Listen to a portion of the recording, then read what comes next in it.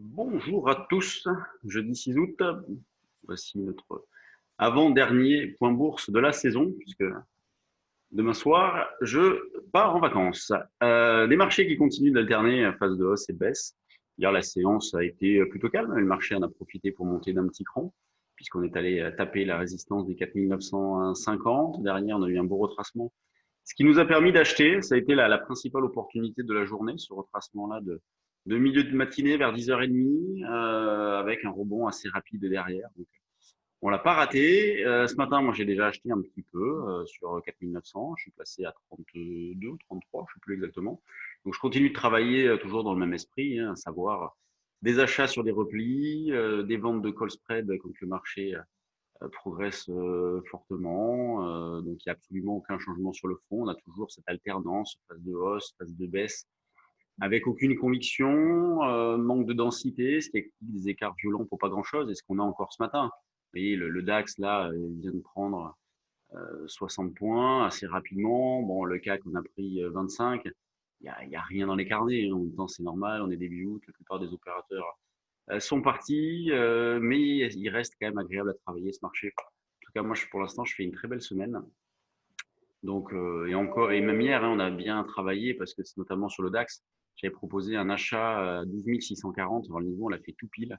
Et derrière, on a quasiment fait le double top. Donc, c'est bien, hein. Les niveaux sont bien validés, bien marqués. Il y a une belle volatilité, il y a une belle fréquence d'écart. Donc, c'est vraiment chouette à bosser. Donc là, pour aujourd'hui, achat possible sur 4895, 4905. C'est le support proche sur le CAC. Sinon, après, on va retrouver les niveaux notamment de mardi, la zone des 4870, la zone sur laquelle on achetait à ce moment-là.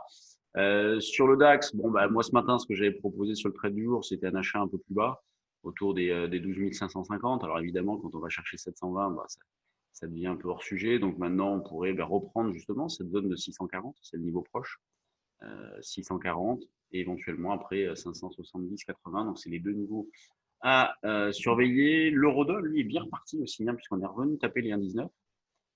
Donc on a eu le retracement, enfin un beau retracement là en fin de semaine dernière, début de celle-ci, pour acheter dans de bonnes conditions. Puis ensuite, il a fallu être patient, laisser porter un petit peu. Et on est revenu sur les plus hauts récents. Là, bon, ce début de matinée, un 18,50, hein, c'est le support proche. Il est assez visible. Donc un 18,50 dans l'idée de, par exemple, de faire un 18,90, un 19,10, 20 ensuite. Donc, on va essayer aussi d'accumuler les écarts. Vous voyez, on ne laisse pas forcément porter. C'est valable un peu sur tous les marchés. Moi, je ne laisse pas tellement porter des positions. Je prends les écarts quand c'est possible. Comme les marchés piétinent la plupart du temps, on arrive à attraper sur des replis pour optimiser.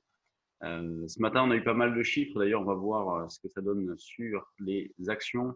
Les chiffres qui vont nous intéresser sont notamment ceux d'AXA, donc avec un résultat net intéressant, pas d'objectif. En même temps, il n'y a pas tellement peu de visibilité. Les résultats de Crédit Agricole aussi, qui se veut optimiste quant à la reprise, avec des chiffres proches des attentes. D'ailleurs, Crédit Agricole, ça leur été la plus forte hausse, c'est toujours le cas. Donc avec une hausse de 2,27%. On a Airbus qui est pas mal aussi. Hier, elle était bien Airbus, ça fait plusieurs jours qu'elle est pas mal. Il y a une amélioration là sur Airbus, c'est intéressant.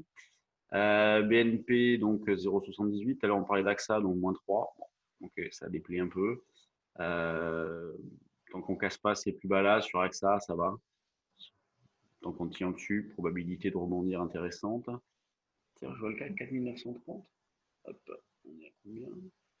Ah oui, 29,5, je suis à 33. Bon, on va voir si l'ordre passe. Donc le CAC proche de l'équilibre avec un volume très faible, hein, 132 millions. Là, clairement, ça diminue. D'ailleurs, vous le voyez, hein, lundi, on était autour de 3, au-dessus de 3,5 milliards. Mardi, moins de 3. Hier, 2,5, un peu plus. Là, aujourd'hui, ça on va faire un moins de 2,5. Donc, bon, des volumes qui diminuent, c'est logique. On rentre dans le creux de l'été. Là, il y en a pour 2 bonnes semaines. Et après, l'activité repart, dernière semaine d'août, début septembre. Unibail, toujours en souffrance, hein, c'est impressionnant. Le calvaire d'Unibail qui est revenu sur ses plus bas du mois de mai. Dans les screeners, donc Eurofin qui a sorti des chiffres aussi.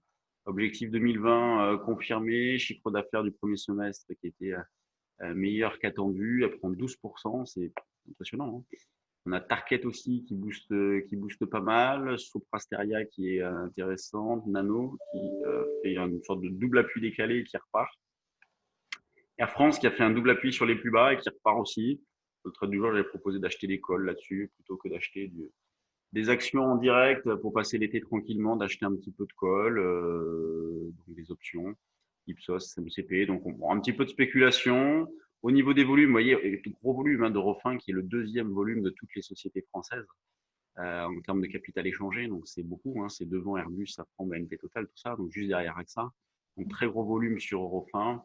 Et puis pour le reste, bon, bah, c'est plutôt pas mal. C'est assez régulier sur les valeurs du CAC. Un marché qui se cherche toujours autant, toujours aussi peu de conviction. Et je viens de rater la vente.